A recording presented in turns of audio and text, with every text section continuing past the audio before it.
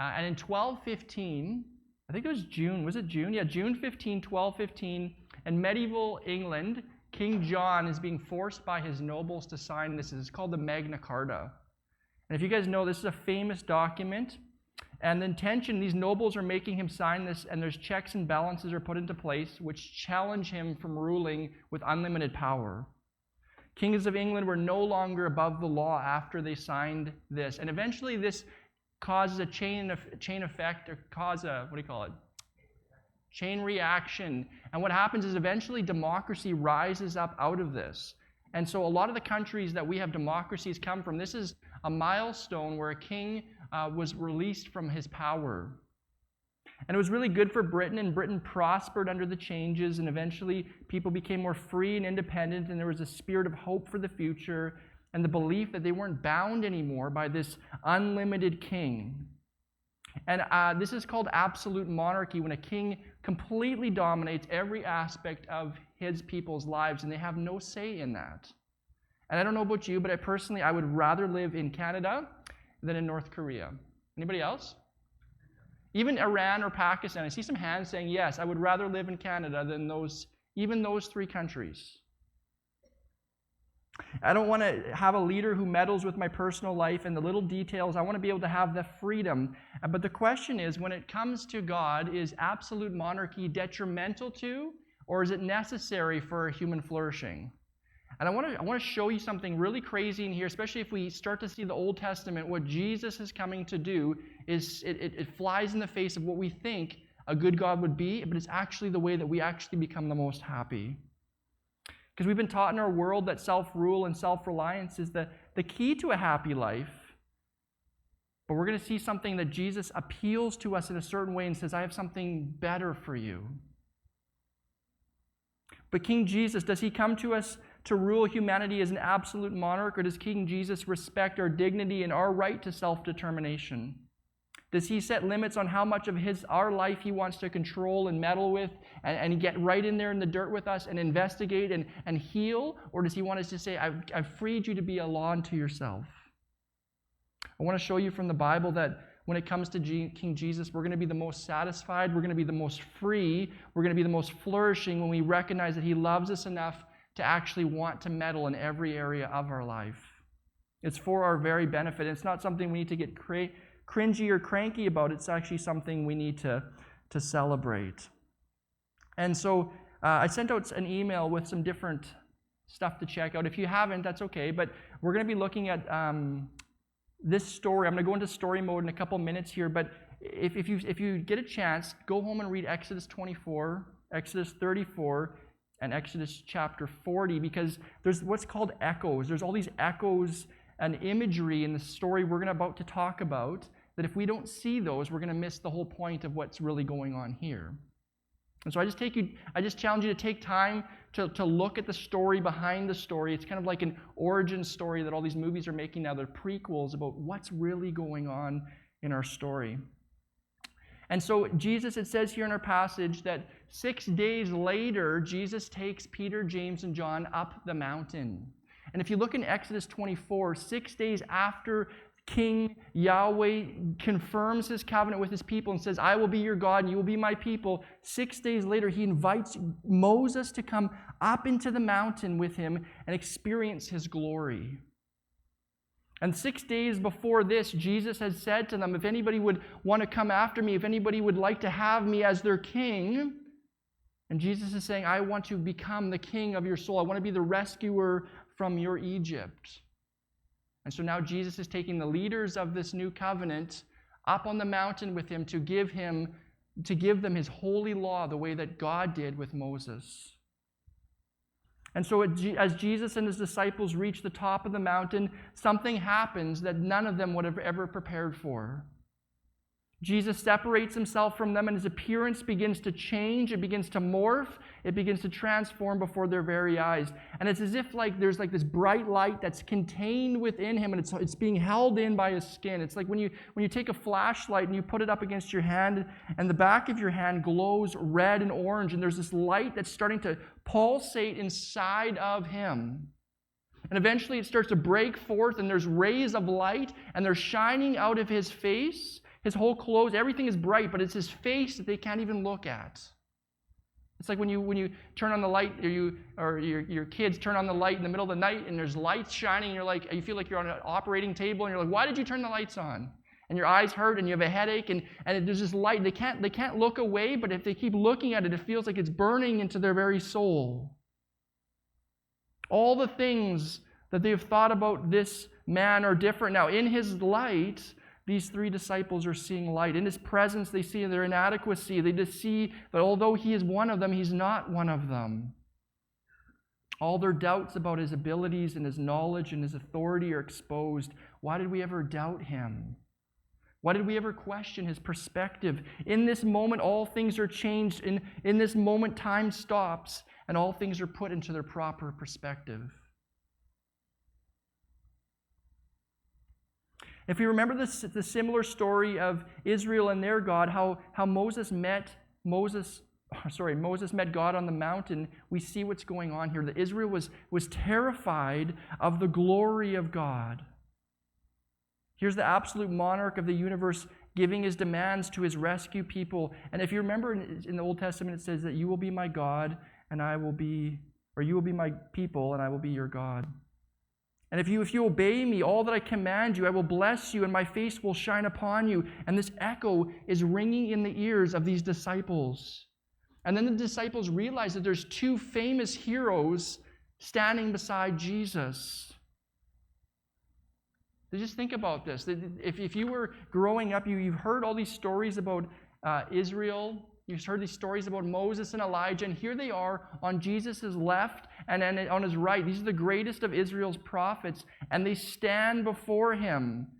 They represent the fullness of the law and the prophets. All that the Old Testament has talked about are accumulated in these two men, and they stand here on the left and the right side of Jesus in service and submission to him. These men are blessed by Jesus' glorious presence as they absorb his splendor. And I want us to think about Peter and James and John as they look at Moses and they look at Elijah, and they realize that they aren't equals. That Jesus is their God, he is their life, he's their sustainer, he's everything, and they're talking with him. And I bet you the disciples realize that somehow this is the same God who met Moses on the mountain in the exact same way. Have we thought about this, that when Jesus goes up Moses goes up onto the mountain, who was the one that he was talking to? Is this the first time that this has ever happened before? And then they probably are thinking about when Elijah went up in the mountain and he needed to be encouraged by God, and there was a still small voice. Who was the one who was talking to Elijah? Is this the first time Moses and Elijah have stood in the presence of one whose face is shining like the sun? The rabbi is not just a rabbi. He's the master of all men. He's the final word of God to humanity. He's not just a messenger sent by God. He's the way, he's the truth, he's the life. You see, in our lives, the life-giving truth that our soul craves, the direction that we're looking for in our life, is deeply connected to the glory of Jesus himself.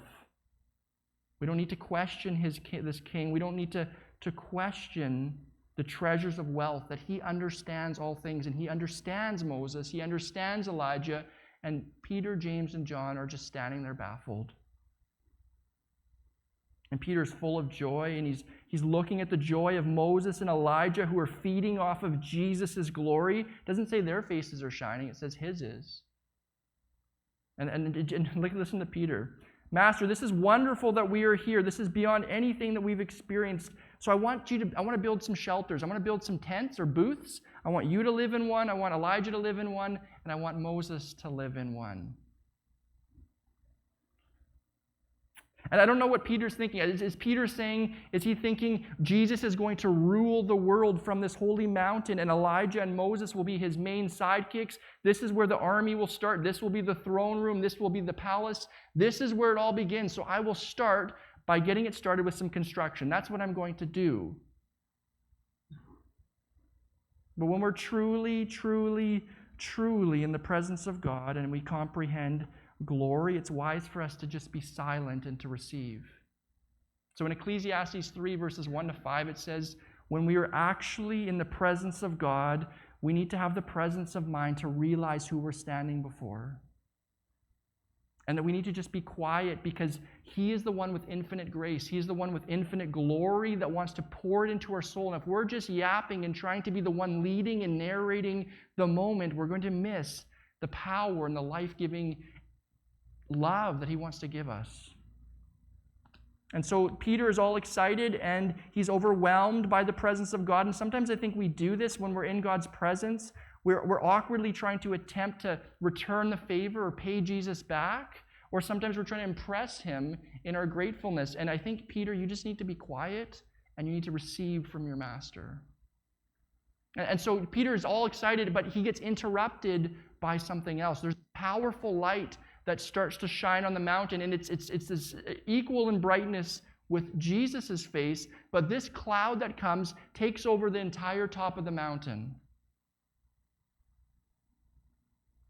The entire area is enveloped. Jesus, Moses, Elijah, and all three disciples. And if you read Exodus 24, we see that this same cloud of light called Moses into its presence to receive the divine command, the divine direction for all of Israel. This same cloud of light is now in the presence of James and Peter and John, and they're probably super excited because they've heard these stories before about the glory of God, and now they are in its midst. And there's nowhere for them to go. There's no shadows. There's nowhere to hide. This powerful cloud of light surrounds the disciples, and there's this voice of thunder. It's like surround sound. From everywhere at once, they hear this voice, and this is what they hear. They hear, "This is my Son whom I love. With him I am well pleased. Listen to him." Think about that. The voice of God the Father, the King above all kings, he speaks truth. I want us to think about what I'm saying here. In the Gospels, we have 4 Gospels. How often does God the Father audibly speak from heaven? I want us to think about this. Of all the important things to be shared, the Father, the Father of Jesus speaks in this moment. And when he speaks, these are words that should burn into our soul, that we should memorize, that we should think about, because they're very important. This is the center of God's very heart. It's the very desire of God's heart for all of humanity.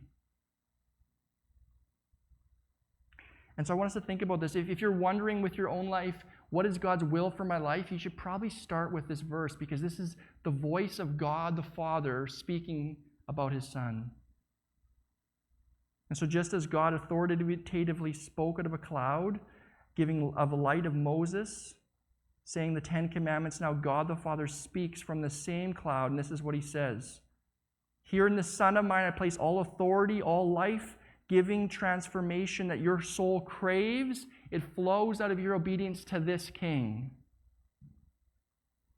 And so Moses and Elijah, they already are in glory. They've died and they're with the Lord. They already know what Jesus is all about.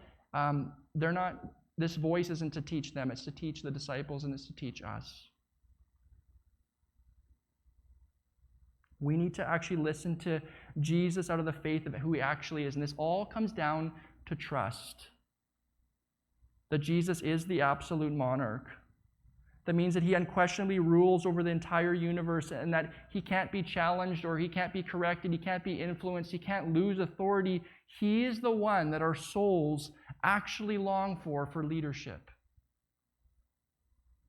Those who begin to see this and experience this truly do themselves a huge favor. And I just want to speak to all of us here that if we actually understand what Jesus is, we will learn to trust him. They're entering into an unquestioned submission to Jesus, and they will be blessed in their understanding. If they follow this King, he can lead them better than they can lead themselves. And so as an example, I'm married to Kelsey, and it's great. I love being married to Kelsey. But it's safe. When's our anniversary? It's coming up pretty quick. September, guys, come on. September 4th. Pretty sure it's September 4th. It's a long weekend. We'll be married 14 years. But if before that, if I was praying and seeking the Lord, and the Lord said, "Actually, Steve, I want you to use your life, and I have determined as your King that I want you to be single for the rest of your life," that's not the path that I think God chose for me. Would I have enough faith to believe in this absolute monarch that his life for me would be better than the life I planned for myself? Have you guys ever thought about this before? That if God plans something for my life, and if Jesus, like the Father's saying, listen to my Son, if He has got something better planned for me, do I have enough faith to trust this King as an absolute monarch over the decisions I want to make for my life? Remember last week in Jesus' passage, He says, whoever wants to save his life will lose it, but whoever loses his life for me will find it, for my sake, in my kingship, as I rule you, I take over every part of your life. Do you realize that what I have to give you is better than what you can plan for yourself? I'm just going to give you a couple examples here, and I want us to think about our own souls, think about our own lives. When Jesus wants to take part of any part of my life in a direction opposite of that I want to do, will it be a success or a failure if I give in? If someone becomes a Christian and Jesus tells them that their sexual identity is not for them to discover or design, but it's under His command, their whole future, and having a spouse or not having a spouse, will they flourish by surrendering this, or will they lose their identity? If King Jesus looks at our finances and says He's decided to use them generously, and He says, 40% of the finances in your bank, I've actually determined, thank you for being faithful and being diligent and not wasting it all. I want to take 40% of those and do something for the service of my kingdom. Do we believe that if He asked us to do this, we would say yes, or we will be more happy to disobey? If Jesus looks at our careers and our futures and He says He has a different plan for them and we'll be more happy with His decision, do we believe Him, or do we say, I want self-determination because I actually know better than you? And so some of you younger people, you're at the stage where you don't have your whole life in front of you, or you have your whole life in front of you, but you don't have it all planned out yet. So it's easier to, if you hear Jesus, to go in this direction. But some of us are older, and we hear these things, and we say, no, I love the life that I'm building. You're not actually my king. And here's another one. As parents, when our kids graduate, we see how strong they are and how smart they are, and then we realize that God has this plan for them, and God's putting passions in their heart that will take them far away from us, and we're not in charge anymore. Do we trust Jesus as an absolute monarch, that He loves our kids more than we do, and that He will take them and guide them and lead them? It's a matter of trust. And the Father is saying to us, He's saying, do you trust my Son more than you trust me? Because in our world right now, there's a very strong, dominating idol, and it's called expressive individualism. It's the belief that I possess the unalienable right to discover my true hidden identity and then to proclaim it to the entire world on social media. Who I discover myself to be, what I discover is my ultimate right. It's no one else's. And so when someone like Jesus comes on the scene, He comes into my life and He claims absolute authority and unconditional rule without boundaries. I get resentful, I get resistant, I get fearful.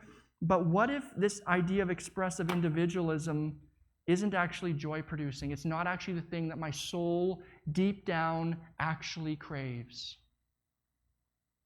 King Jesus will never force us to abandon our plans, our identity, our preferences.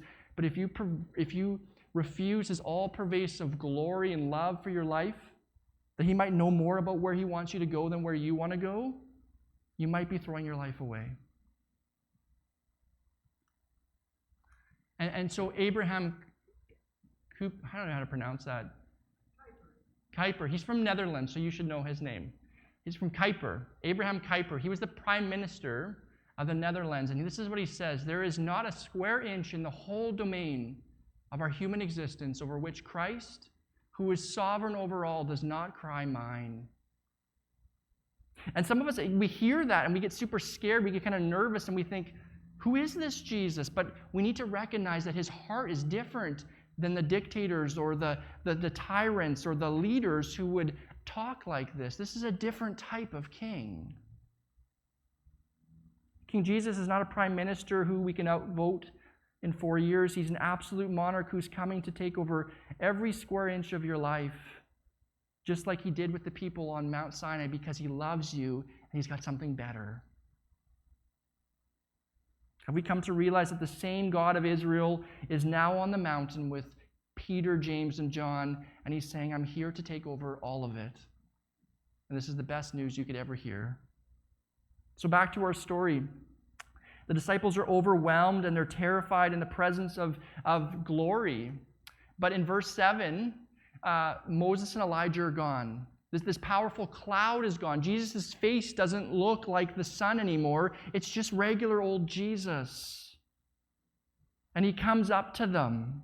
And they're lying on the ground and they're breathing heavily and their eyes are pinched tight and they're absolutely terrified. And somehow the same Jesus stoops down low and he gently touches them with compassion.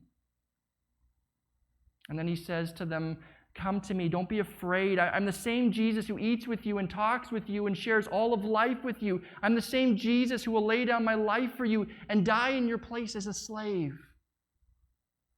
But what you just witnessed is very real. I'm that Jesus too. I'm a different type of Jesus than you ever imagined me to be." We need to live in the tension of this real Jesus who rules all things, and yet he stoops down so low, lower than any of us could possibly stoop down into the dirt to rescue us by dying in our place. And so this technical term for this is called a benevolent dictator. And this is so hard for us to even comprehend, how there could be someone who dictates or controls our whole life who's actually not a monster. But the technical definition of a benevolent dictator is a ruler who completely uses all of their pervasive control over their people to lovingly serve their best interests. So I don't think we've ever seen a benevolent dictator in our world. There was some leaders, the guy in Chile, I heard, he was a pretty good leader even though he was a dictator, and he turned that country around. That's nothing compared to who this Jesus is. Someone who completely actually uses all that they are to love the people, to take control away from them in order to give them what they truly long for. We're going to get into how this all works, how this connects to the Old Testament, and why this is good news for our souls. But I first want to finish this up. Jesus is walking down the mountain. He says to them, "You guys, you just witnessed my hidden glory, and you're all super confused by this, and you're wondering how, if I'm the glorious King of the universe, I'm going to die as a slave in your place. So don't tell anybody about this. Don't talk about this, because you're just going to make a mess of it in your interpretation. Just leave it for now. Later it'll make sense." And the disciples come to Jesus, and they're saying, "This doesn't make any sense at all. Because Elijah's supposed to come, and Elijah's supposed to come with power and ferocity and get everybody worked up, and then you're supposed to get angry and strong and powerful, and then you're supposed to crush all resistance, and then we're going to win." And that seems to be what we just saw on the mountain. We think that somehow you're connected to Yahweh, and you're telling us you're going to die for our sins? And Jesus is like, yeah, I don't think you understand any of this. Elijah did come, but he didn't come with a sword. He came as John the Baptist, and they hated him, and they killed him. And they're going to hate me, and they're going to kill me too. The way that I conquer this world is completely different than you understand it to be. I am an absolute monarch. I am a leader. I am a divine warrior. Those things are 100% true, but it looks so different than you understand, disciples. But you'll understand soon. So the question I have is, when it comes to God, is God an absolute monarch? And if he is that detrimental to my human flourishing, or is it actually necessary to the life that I'm actually looking for deep down in my soul? Does Jesus want to just completely take over every area of my life because he's got something better in store, or is he a bully? Okay, I've lost track of time because I set my time wrong, so I'm going to try to do this quickly. But this is the background that if we're not Jewish, we're not going to see any of this. And we're not going to think that Jesus is beautiful by trying to take over our life. And if we miss all of this, it'll all be for naught. If you understand what I'm about to say right now, you'll gladly recognize that Jesus is a benevolent dictator, or he's a loving, absolute monarch who wants to take over all of it, and that's the best news you've ever heard. Let's just quickly show how this works. We are people who learn through pictures and stories because we're humans. We're not people who learn from abstract theology like philosophers and mathematicians. And so God teaches all of this, how this works, through a real history story that really happened. And there was this Pharaoh. He was this evil man who controlled as a malevolent, I don't even know, malevolent, Malevolent. I could say it before, but not today. He was a malevolent dictator. I want to read what it says in Exodus. Exodus chapter 2. During that long period, the king of Egypt, that dictator, died, but another one was raised up. And the Israelites groaned in their slavery and cried out in their cry for help because of their slavery. And they went up to God, and God heard their groaning, and he remembered his covenant with Abraham and with Isaac and with Jacob. And God looked on the Israelites and was concerned about them. And in Exodus 3, it says, God spoke to Moses, and he said, I have indeed seen the misery of my people in Egypt, and I've heard them crying out because of their slave drivers, and I'm concerned about their suffering. So I've come down to rescue them from the hand of the Egyptians and to bring them up to the land, into a good and spacious land, a land flowing with milk and honey. And so this Pharaoh was cruel, and he was dominating their will, and there was no relief. And if you read the story of Exodus, God comes as what, and I sometimes pick this word dictator because I'm trying to stir us up, to shock us. When we think of the word dictator, I don't think of like Mussolini, or he's not like that at all. He's an absolute monarch, and he brings us into his own type of slavery. Maybe you guys have never heard this before. We're scared of the word slavery, but God comes and he rescues his people. He purchases them, and he brings them to Mount Sinai, and then he gives them all the terms and conditions. He doesn't say this is negotiable. He says, I have rescued you, so now you owe me all of your life, and here are the terms and conditions that I give to you. And I just want to read it in Exodus 19. And God knows it's for their flourishing, it's for their benefit. He's trying to say, I will tell you what you will be, and because of that, you will come to life. Moses called to them from the mountain, and he said, this is what you're to say to the house of Jacob, and this is what you're to tell the people of Israel. You yourselves have seen what I did to Egypt, and how I carried you on eagle's wings, and brought you to myself. Now, if you obey me fully and keep my covenant, then out of all the nations you will be my treasured possession, and although the whole world is mine, you will be a kingdom of priests and a holy nation. And so God's saying, here are the stipulations. I love you so much that I will tell you the conditions of what our new life will look like, and I am your king. I'm your absolute monarch. I'm not asking if there's an area of your life that is outside of my control. Every part of it is in my control. But if you listen to me, I will recondition you, I will train you, and I will move you out of being a slave of Egypt. You don't have to be that anymore. I have something better for you. But it's only in your obedience to me that you will learn to be what I've called you to become. And sometimes we get so scared of this. We get so worked up and we get nervous that God's trying to take away from us our freedom, but he's not. He's trying to give it to us. But he recognizes that there's something stronger and bigger in a slavery that encapsulates and controls all of us, that he wants to save us from. And so God says, never go back to Egypt. Never go back to that way of life. Never go back to those thought processes. And none of you treat each other the way that Pharaoh treated you. It's different. I want you to be different. And I'm bringing you to a promised land. Never think about that old world again. Never take any principle you learned in Egypt from Pharaoh. Refuse all of it, because I have a different kingdom for you, and my life is life-giving. So we get to the New Testament, and this is what Jesus is saying. If we can't see this, we don't understand the Gospels at all. Look at Matthew chapter 1. At the very beginning of Jesus, but this is before Jesus is even conceived, an angel comes to Joseph, Mary's husband, and he says, she will give birth to a son, and you are to give him the name Jesus. You don't get to pick his name. His name will be Jesus, because he will save his people from their sins. This is the whole point of the Gospel of Matthew. This is the whole point of the Gospels. And so the disciples, they don't understand any of this stuff. They think that somehow Jesus is coming here to rescue them from something external, that Rome is the problem and the oppression, and they can't have self-determination, and that's the real problem. If we can get rid of all that, God will give us freedom, and we'll run off into the sunset and all do what we want to do. And Jesus is saying, no, the reason I'm going to die for you, the reason I can't be, John the Baptist couldn't be the Elijah that you wanted, and the reason I can't be this triumphal Messiah on a horse with a sword is because I have a different type of Egypt to conquer. And you just don't get it yet. That I'm coming here to destroy all of the enemy of your soul that holds you in bondage, and it's so sneaky that you think it's actually you. But I want to destroy that so that you can be who I've truly made you to become. And so I'm not going to even read all of these verses, but in Romans it really explains what Jesus is talking about. That there's this kingdom, this spiritual Egypt called the realm of sin and death that controls all of humanity. It's so strong.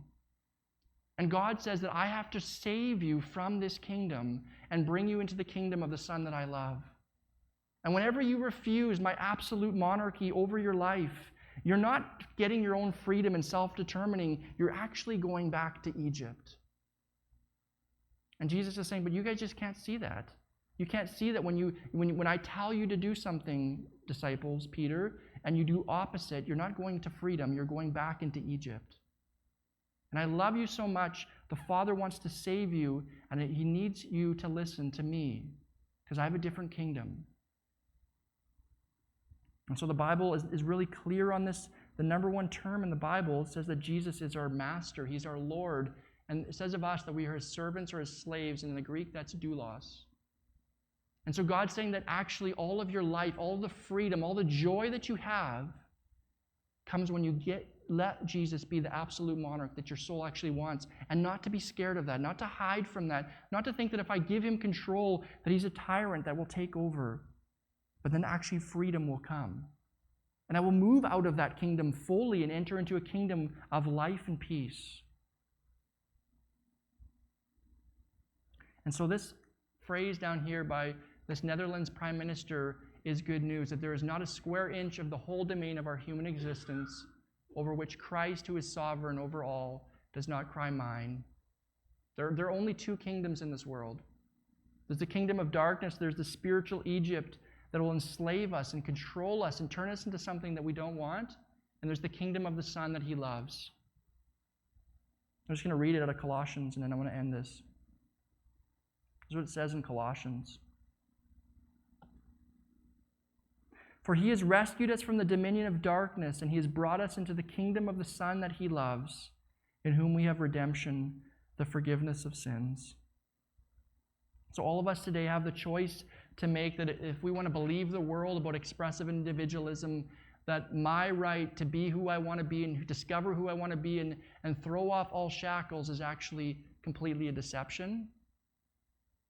And that there's a king who's actually asking to give all of that to us, and He will change it and transform it into something better. We have the right and we have the obligation to decide if we will put our trust in Him. If we will listen to what the Father said, this is my Son whom I love, with Him I am well pleased, listen to Him. He's the only king that can bring you out of Egypt. He's the only king who can give you what your heart really truly wants. It's so countercultural, but I just ask us to examine these things deep in our hearts and see if they're not true. Let's pray.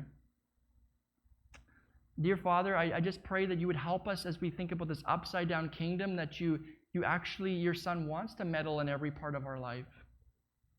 And He wants to talk to us about every single situation and every circumstance, and He's not saying to us, you go be free and do whatever you want and it'll all work out for you, but that He has this love and this tenderness, and that He wants to steal us away from Egypt and bring us into the promised land. I pray that these things would go deeper. I pray that as we search Your word, that we would recognize that these things are true, that Jesus, You are a master, but that we actually crave You. We crave Your leadership, that we crave that You can see the beginning from the end, that You know all things, that Your word is true. I pray for our grads today, that they would recognize this, that King Jesus, you will stand with them, You will go before them, and You know all things, and they will be the most happy if they give themselves over to Your leadership fully. I pray everybody in our church would discover these things and be blown away by them. I pray that we would see that as we experiment with these things and as we give them over to You, peace and joy and the fruit of the Spirit just dump in everywhere. Jesus, You're not a tyrant who's going to try to destroy us. You want to just starve off Egypt and give us the promised land. And so I pray that we would process these things and work through these things and start to bring you up in conversation and pray to you in every situation we're in. Just start asking you what you really think about it. I pray that we wouldn't trust Egypt anymore. You would learn to teach us that we need to trust you. Do your work inside of us this week, and I thank you for the way you're leading every one of us personally and for the life-giving power that comes with this submission. In Jesus' name, amen.